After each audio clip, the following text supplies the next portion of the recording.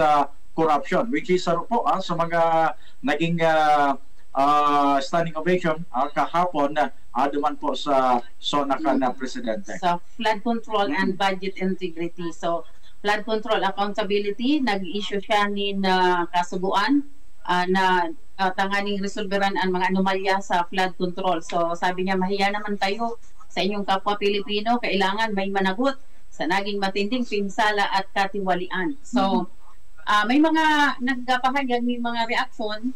So, sa nagkapirang mga legislador, si Congressman Chris Lagman, na in fact, kasabay na siya duman sa standing ovation, Risa Hontiveros, Leila de Lima. No? Pero, nakaulit naman ang satuyang congressman dyan sa 3rd District, si Congressman Adrian Salceda, yun din. So, naging very supportive man siya sa naging pahayag na ito, and kaipuhan talaga nin may manibag man considering na dyan sa 3rd District kung sa tuyang babalikan, dakulaon man ang distroso na nangyari po dyan lalo na kan Christine, di ba? So mga iba pang mga kalamidad na nangyari, so may mga pagbabaha, so kadakol na mga infra projects ang kaipuhan man na pa-investigaran. And siguro pa kay Congressman Adrian kahapon na kauleta man na kadakol pa na gigibuhon at trabahon dyan po sa 3rd District kan probinsya ng Albay, knowing that iyan po ang area yan talagang yaon po magatugang dakula po na kay po natutukan pag-abot man sa disaster management, and naugma siya kasi yaon po ang 100% manggiraray na suporta po ni Congressman Joey Salceda, and yaon man sa iyang side naman para giyaan siya kan sa iyang Chief Executive na si Dr. Cedric Daep. So, enot ang nakaulit mga si Dr. Cedric Daep ang ang enot ng ibuhon niya. So, ihilingon mo na ninda kung ano ang mga, kung sa insinda dapat magpuon sa pagsasaayos kan implementasyon kan mga infra project dyan sa 3rd District. And syempre, sa pangkagabusan man, ang Ako Bicol Party List, yaon man dyan sa indang promesa na ipapadagos ang mga infra projects, mga development projects na papakinabangan kan na mga Bicolano. Bako lang sa mga Bicolano naka-stand dyan sa Bicol region, kundi sa inman na parte kan Pilipinas. Basta may Bicolano, pwede sindang makan. And ang saro dyan, sarong pangako itong to yan. So, magkakaiwanin na puzzle na transportation kasi saro pa yan sa pigaasahan Sir Reynard kang mga Bicolano na mag-angat na ekonomiya, magkaigwanin na na trabaho, pag-igwanin magayon na transportation. Makaka-encourage din mga kapitalista, mga turista na magbisita and mga kapital dyan sa Bicol Region lalo sa probinsya ng Albay. And iyan man po ang sarong pinag-mamawat ni Congressman Alfredo Pino Garbin Jr. na ini pong saladuman kan transportation, ang pagpapatalubok kan ekonomiya kan Bicol Region, and lalo na ang mga ongoing projects na inasahan lalo na sa pag-develop kan magayon na pinunan kan sa indaman na mga programa na ipapadagos po kan sa indaman na party list. Okay. So, yan muna siguro, Jam, so, paano lang muna yan, sumada ta lang, and nagtoakam. Kasi mga pangyayari man po, digdi sa SONA na nag-ibo kasong hapon. And idagdag pa, kasi sarap dan sa nakula pang concern. Balikan ko lang dyan sa 3rd District on agriculture.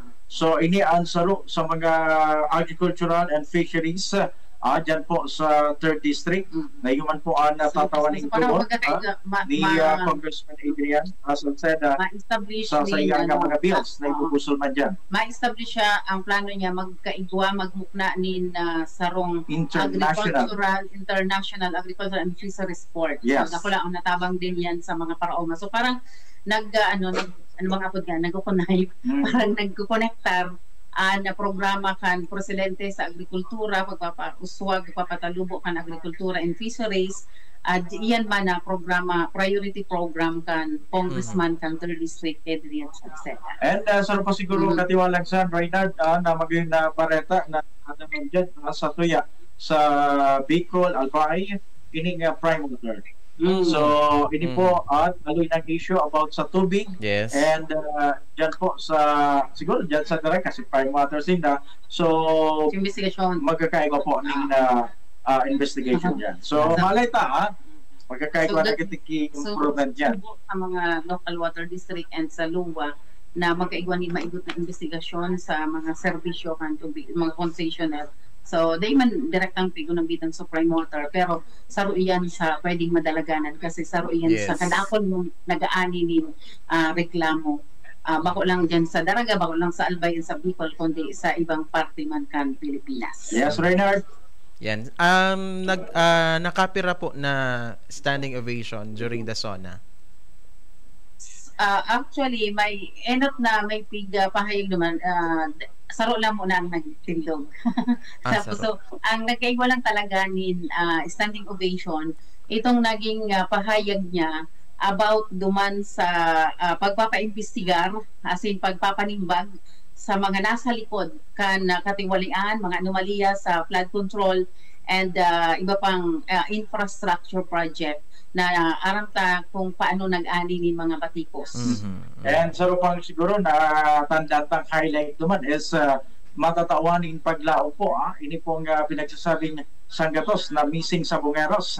Kung sisay man ang nasa likodan dyan, mayaman man o bako. So, niyaon ang assurance ka na Presidente kahapon sa sayang SONA na talagang tatawan niya po ni kasimbagan and mapanimbag kung may mapanimbag sa mga investigation na yan and sa mga nawawaran sa tinangnan niya talaga sa bungiro.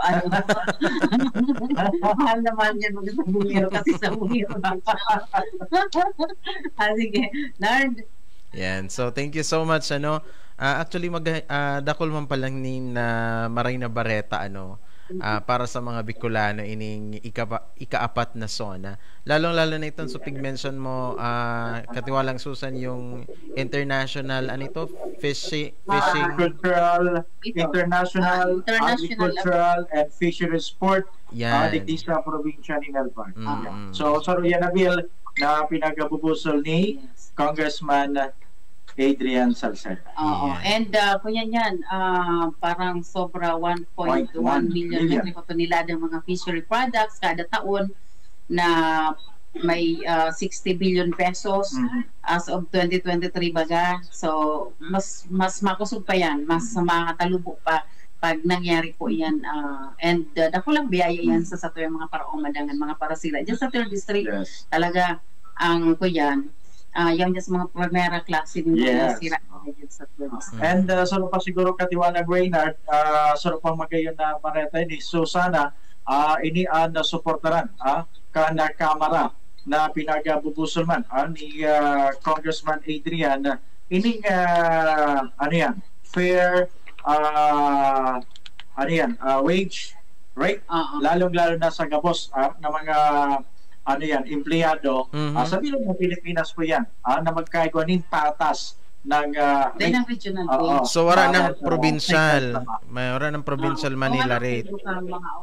Sa Manila, yuman sa mga probinsya. So kaya pigagan niya na sabi ni Congressman Adrian na sana suportaran ining bill niya na mataoning dakulang kaginhawaan duman sa mga empleyado na daing na po maduman sa Metro Manila makikipagsapalaran gabos-gabos tanganing ma-provide sana sa mga pangaibukan pamilya. So kung da-approve na ini at least sa probinsya na lang arani pa sa pamilya and masusustain na po at matatabangan niya na sa iyang pamilya na arani sa pamilya. Pagili naman ang kahayan Nard kung halimbawa ang mga yaon dito sa mga taga-probinsya na nagtatrabaho sa Manila, pigdadara ang sa indang pamilya, mas doble o triple ang gastos nila.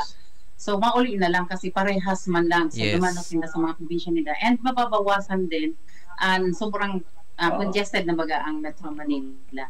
So hopefully sa mga taga Manila, maduro man sa probinsya na manapit trabaho. Kasi sulay di pa talaga. Tapos syempre so dakulan na i-consider talaga. So sana ma-suportaran ini ang bill na mga pinagsusulong kan sa tuyang mga congressman. Digdi man po sa Bicol Region, yan lalo na dyan sa probinsya. Siguro naubos mi na sa oras mo, bata Pasensya may na. isa ka pang didiskusyon na so pamasahe. So sarap pa yan sa dapat na masimbagan din. Pag iba na kimagayon na transportation, public transportation service, yun ang mga issue, mga reklamo sa sobrang singil sa pamasahe. Mauwara naman yan. Kaya bago kami magpaharap na di Katiwalang Reynald, kung ano na rin pagkakataon na pasalamatan po ang sa tuya po ng mga partners na naging katuwang naman para maipaabot po sa tuya mga kababayan dyan sa Bicol Region, lalo dyan sa probinsya ni Albay, ang oportunidad na pinagtiwala sa tuya. So, inyo po dyan, sa muyang pagpapasalamat man sa opisina po kan 3D, Congressman Adrian Salceda, thank you so much sa inyo pong pagka-oportunidad, and lalo-lalo na po sa Ako Bicol Party List, kong Saldi, kong Pido. So thank you so much po sa magayon na accommodation mo po. Niya mo. And sa coordinator ta, Yes. nakataanaw. Hindi pag ako na unang bitawan. Pwede may i-direct mo na rin sa mo Yeah, yung thank you so camera much. para mahilig ka sa mga kababayan sa Bicol Region. Okay, si Ma'am Remy at sa mo yung wow, may gusto na coordinator talaga. Yan, Ma'am Remy. And Sir Peter and Sisa. Hello, good morning, Sir Peter. Ate Nance from Radyo Pilipinas. Radyo Pilipinas. Yan, si Sir George sa ay, si George sa hi na. And si Ate Rose. Ma'am Rose. Yan. Ayan si Ma'am Rose. Wow.